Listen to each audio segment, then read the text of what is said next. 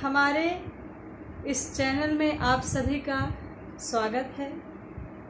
And ये TGT, PGT, DSSB, NVS, KVS, UGC net, JRF सभी के लिए जो है ये चैनल मैं बनाई हूँ। और ये हमारे खुद के पढ़े हुए जो हमारे अपने नोट्स हैं, मैं इन्हीं की चर्चा आज करूँगी। और अगर हमारा वीडियो अच्छा लगता है तो आप सब इसको लाइक, शेयर और सब्सक्राइब ज़रूर करिएगा। एंड जो है शेयर भी ज़रूर करिएगा। और जो भी आपको अच्छा लगे प्लीज़ कमेंट में आप ज़रूर बताइएगा। तो आइए हम आज बात करते हैं भारतीय संगीत के इतिहास के बारे में। भारतीय संगीत का इतिहास, जैसा कि भारतीय संगीत के इतिहास को हम 3 भागों में बांट सकते हैं। भारतीय संगीत के इतिहास को हम कितने भागों में बांट सकते हैं? 3 भागों में बांट सकते हैं। कितने भागों में? 3 भागों में। ये देखिए लिखा है 3 भागों में। पहला क्या है? पहला है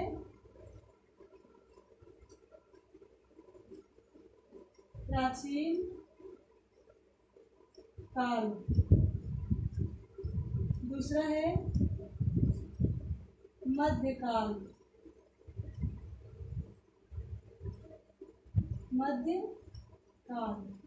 तीसरा क्या है? आधुनिक काल। क्या है? आधुनिक काल।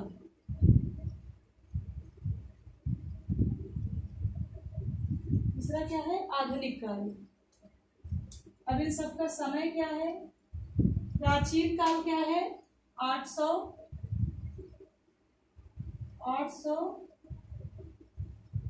ईस्वी। मध्यकाल क्या है? मध्यकाल का जो समय है वो 800 से 1800। समझ आया? और जो आधुनिक काल है वो 1800 से जो अब तक का चला आ रहा है उसको हम आधुनिक काल मानते हैं।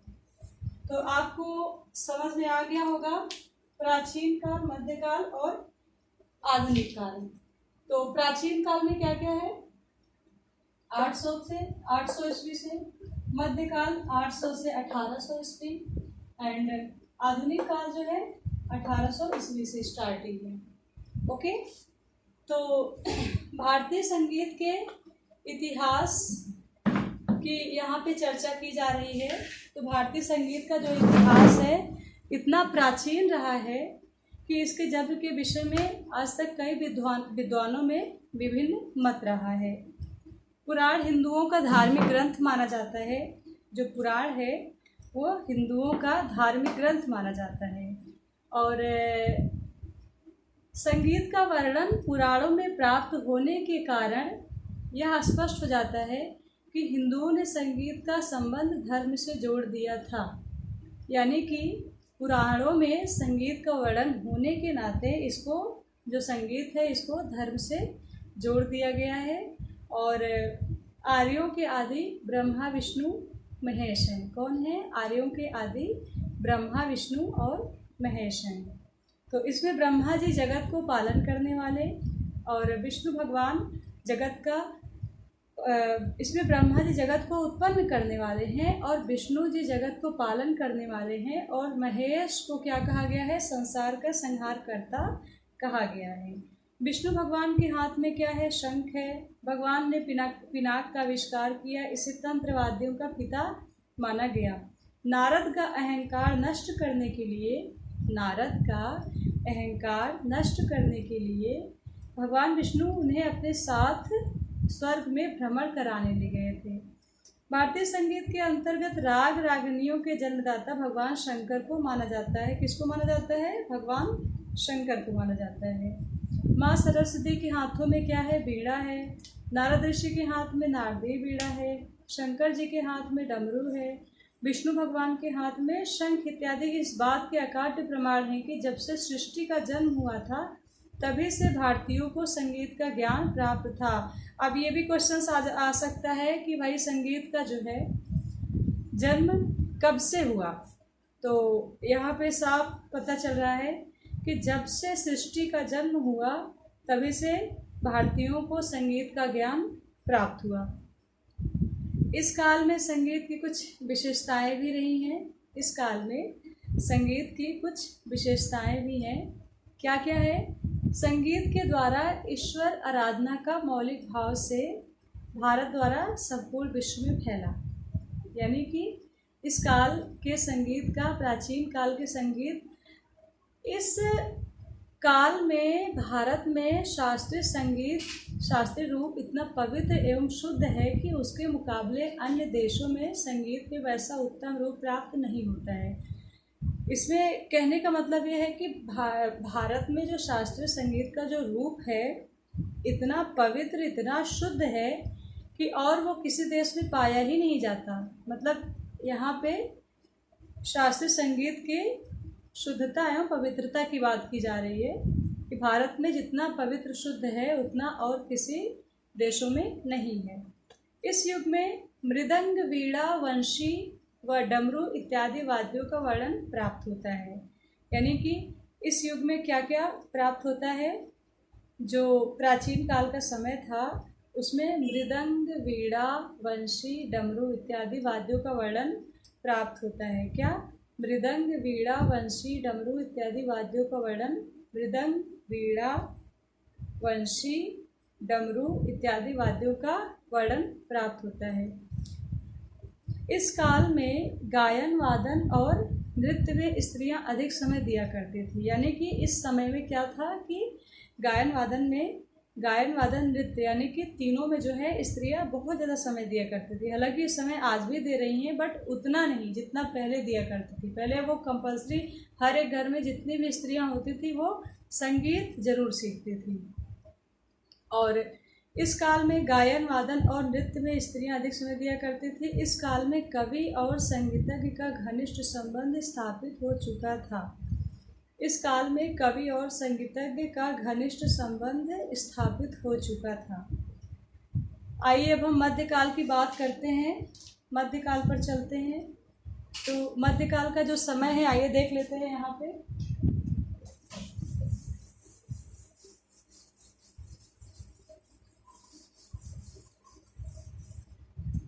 आइए मध्यकाल की बात करते हैं। तो मध्यकाल की जो अवधि है उसको देख लेते हैं।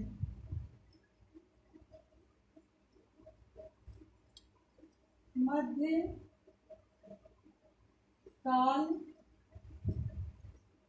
की अवधि, ये आप नोट भी कर सकते हैं इसको। मध्यकाल की जो अवधि है वो यानी समय कब से कब तक की है? 6वीं से 13वीं शताब्दी। ओके, 6वीं से 13वीं शताब्दी। ओके, 6वीं से 13वीं शताब्दी आप समझ सकते हैं इसको 2 भागों में बांटा गया है। इसको कितने भागों में? 2 भागों में। कौन कौन सा? पहला पूर्व मध्यकाल, पूर्व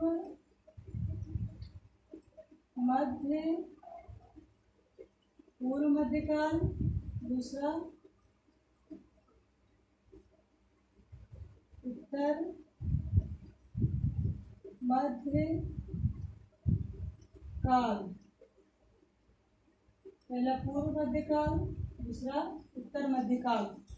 तो पूर्व मध्यकाल का जो समय है, पूर्व मध्यकाल का क्या समय है? 8वीं शताब्दी से 13वीं शताब्दी तक का जो समय है वो पूर्व मध्यकाल है। 8वीं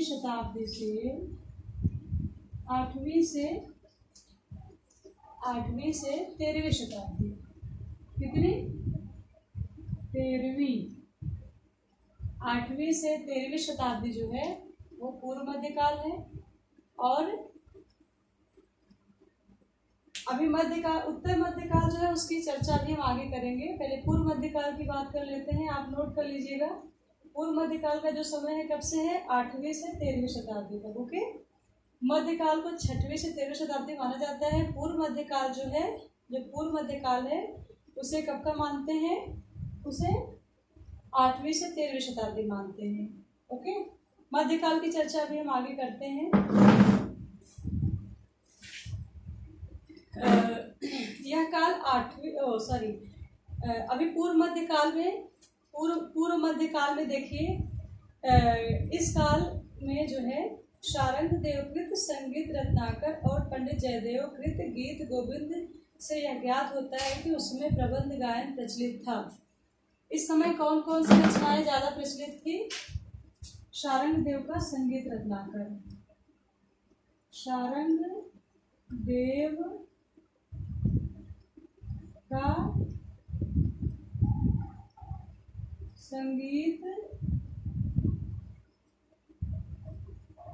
रत्नाकर, शारंग देव का संगीत रत्नाकर और जयदेव का गीत गोविंद, क्या जयदेव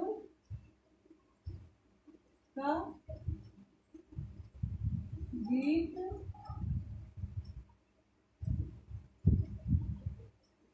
गोविंद।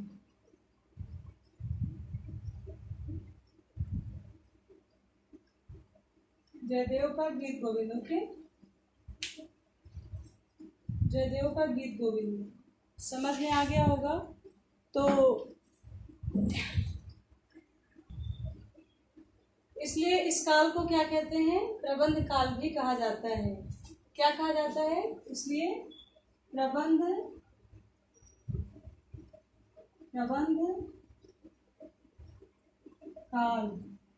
काल भी कहते हैं। ओके, 9वीं शताब्दी से 11वीं शताब्दी तक भारत में संगीत की अच्छी उन्नति हुई। 9वीं शताब्दी से 13वीं शताब्दी तक भारत में संगीत की अच्छी उन्नति हुई। कितनी? 9वीं से कितनी? 9वीं से 11वीं शताब्दी तक, सॉरी माफ कीजिएगा, 11वीं है, 13वीं नहीं है। 9वीं से 11वीं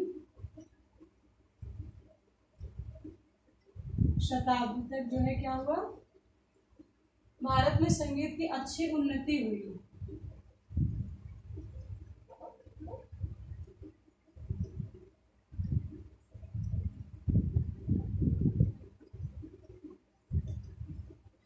प्रबंध काल कहा जाता है। 9वीं से 11वीं शताब्दी में क्या हुआ, अच्छी उन्नति हुई किसकी, संगीत की। और 11वीं शताब्दी से मुसलमानों का आक्रमण आरंभ हुआ। कितनी शताब्दी से? 11वीं शताब्दी से। तो देखिए 11वीं शताब्दी से क्या हुआ, मुसलमानों का आक्रमण आरंभ हुआ और लगभग 12वीं शताब्दी तक वे भारत के शासक हो गए। यानी कि 11वीं शताब्दी में मुसलमानों का आगमन हुआ और वे क्या हुआ, 12वीं शताब्दी तक यहाँ के शासक हो गए। उनकी सभ्यता और संस्कृति और संगीत का प्रभाव भारतीय संगीत पर पड़ा। जब 11वीं शताब्दी में मुसलमान यहाँ पर प्रवेश किए और 12वीं शताब्दी तक वो यहाँ पे शासक हो गए, तो इस समय उनकी जो सभ्यता संस्कृति थी, संगीत का, जो हमारे यहाँ के संगीत था, उस पर काफ़ी प्रभाव पड़ा है। और उत्तरी संगीत धीरे धीरे दक्षिणी संगीत से पृथक हो गया। क्या हो गया? दक्षिणी संगीत से पृथक हो गया। उत्तरी जो संगीत था, उत्तरी संगीत जो था पृथक हो गया, पृथक हो गया। ओके, उत्तरी संगीत जो था वो धीरे धीरे पृथक हो गया। ओके,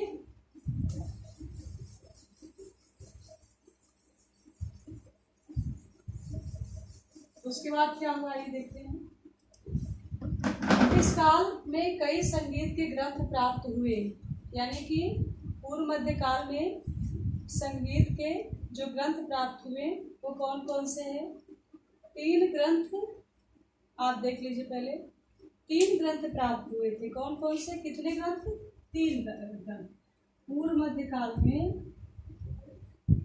पूर्व मध्य काल में 3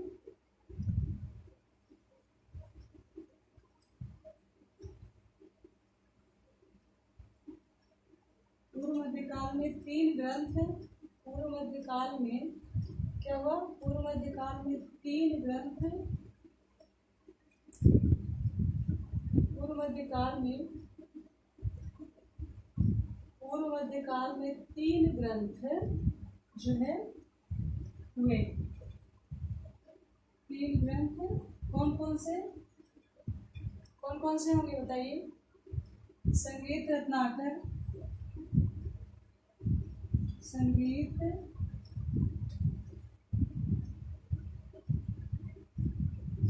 रत्नाकर दूसरा, गीत गोविंद,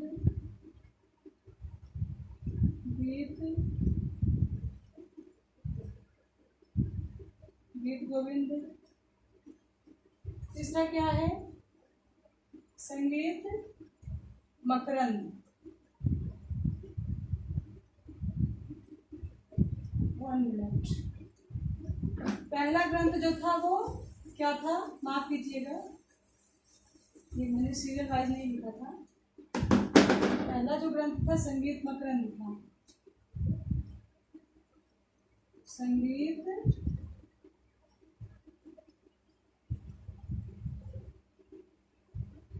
संगीत मकरंद, ओके। दूसरा हमारा है गीत गोविंद।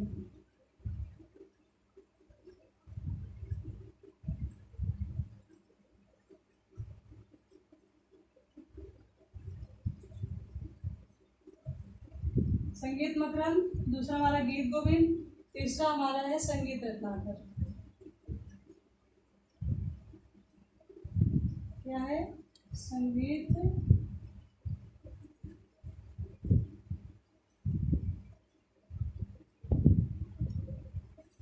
मकरंद, संगीत गोविंद, संगीत रत्नाकर। संगीत मकरंद 9वीं शताब्दी का, 9वीं शताब्दी का ग्रंथ। संगीत मकरंद कितने शताब्दी का ग्रंथ है?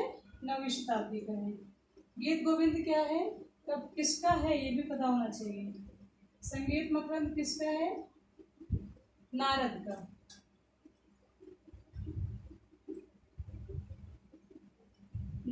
ओके।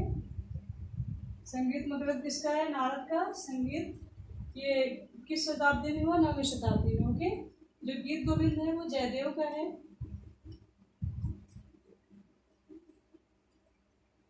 किसका? जयदेव का। और समय क्या है? 12वीं शताब्दी।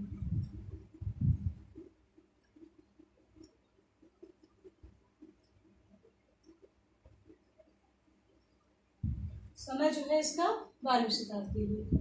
अब आइए देखते हैं संगीत रत्नाकर किसका है? शारंग देव का है। शारंग देव। समय क्या है? 13वीं शताब्दी।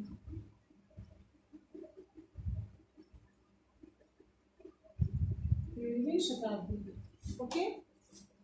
समय क्या है इसका? 13वीं शताब्दी। समय इसका क्या है?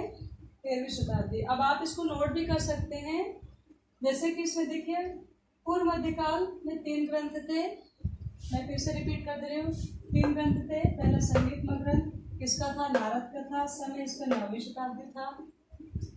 संगीत मकरंद 9वीं शताब्दी, गीत गोविंद जयदेव का है, 12वीं शताब्दी की रचना है।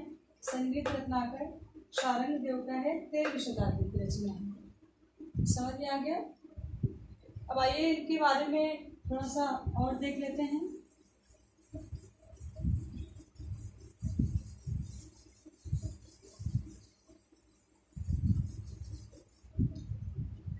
देखिए, जो संगीत मकरंद है, इस ग्रंथ में सर्वप्रथम स्त्री पुरुष नपुंसक रागों का वर्णन मिलता है। किसका किसका? संगीत मकरंद जो नारद की रचना है, क्या क्या है? स्त्री पुरुष नपुंसक।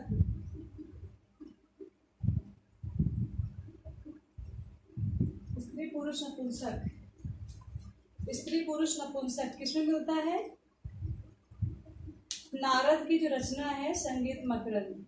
और महर्षि नारद ने कई ग्रंथ लिखे। कौन कौन से? नारदीय शिक्षा, नारदीय संगीता, मकरंद ग्रंथ, संगीत मकरंद। क्या है? ग्रंथ कितने हैं नारद के? संगीत क्या क्या है? संगीत मकरंद,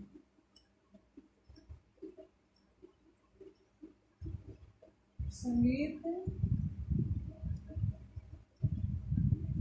मकरंद पहला। दूसरा नारदी शिक्षा एंड नारदी संगीता।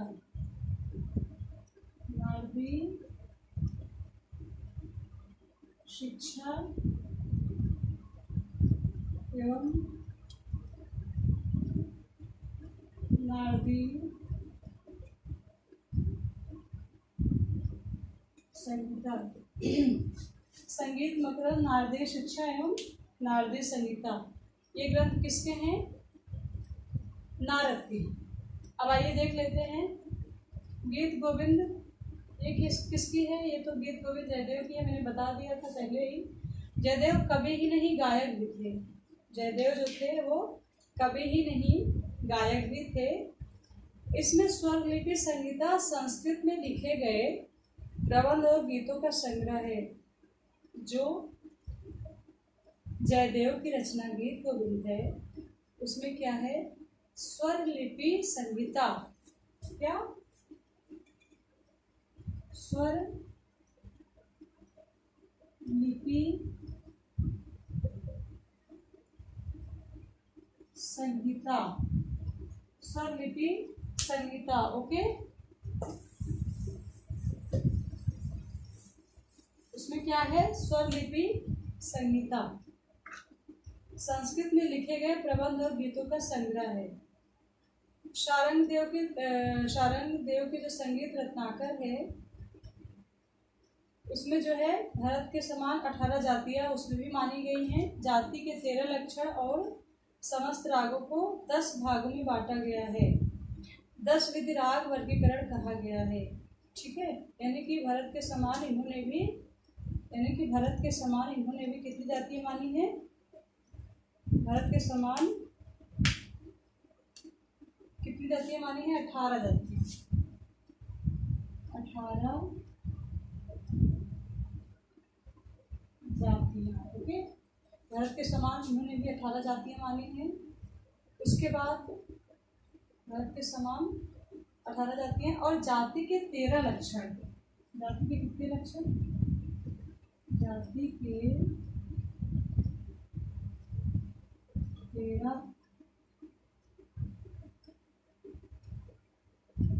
लक्षण। जाति के 13 लक्षण। ओके, जाति के 13 लक्षण और समस्त रागों को 10 भागों में बांटा गया है। कितने? 10 भागों में। ये टीजीटी के पेपर में भी आया था।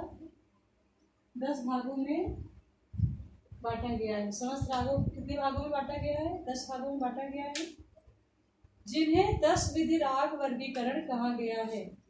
जिसे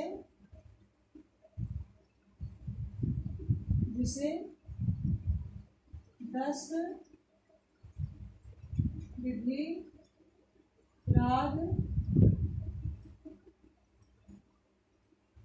वर्गीकरण कहा गया है। ठीक है, क्लियर? इसे 10 विधि राग वर्गीकरण कहा गया है। 18 जातियां होती हैं, 13 लक्षण होते हैं और समस्त रागों को 10 भागों में बांटा गया है, जिसे 10 विधि राग वर्गीकरण कहा गया है। जातियों से ग्राम राग और ग्राम राग से उपराग उत्पन्न माने गए। ग्राम रागों की संख्या कितनी मानी गई? 30 मानी गई। कितनी? ग्राम रागों की संख्या, ग्राम रागों की संख्या कितनी? 30 मानी। ग्राम रागों की संख्या 30 मानी गई।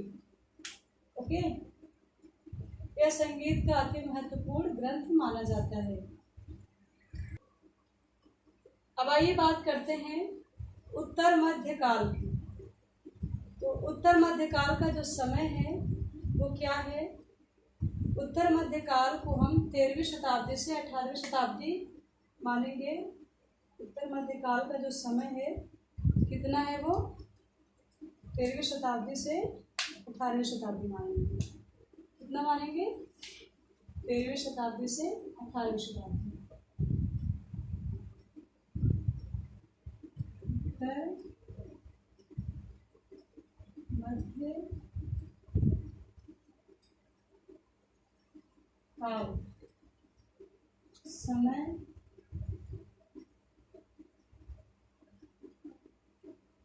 समय क्या है?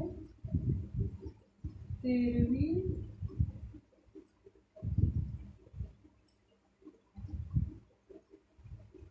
शताब्दी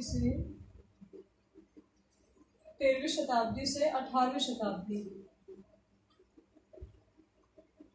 18वीं शताब्दी, 13वीं शताब्दी से 18वीं शताब्दी मानते हैं।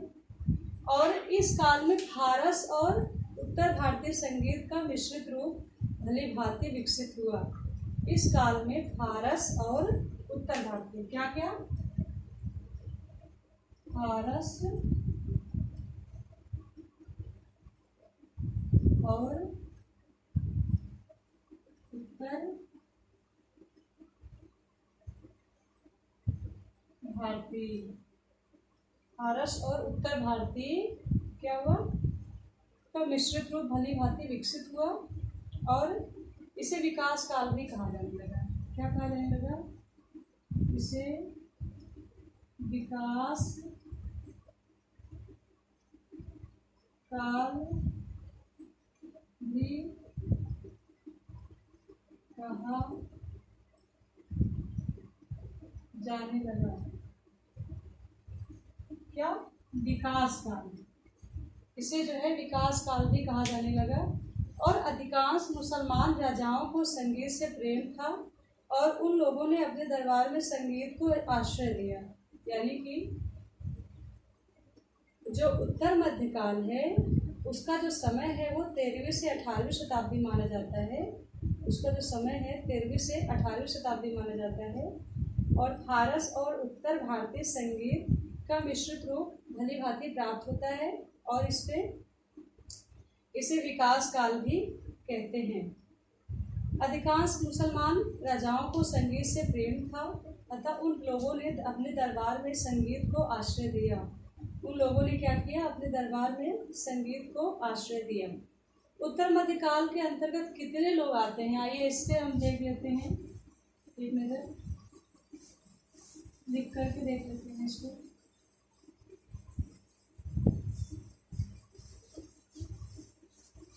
जो उत्तर मध्यकाल है उसमें कितने लोग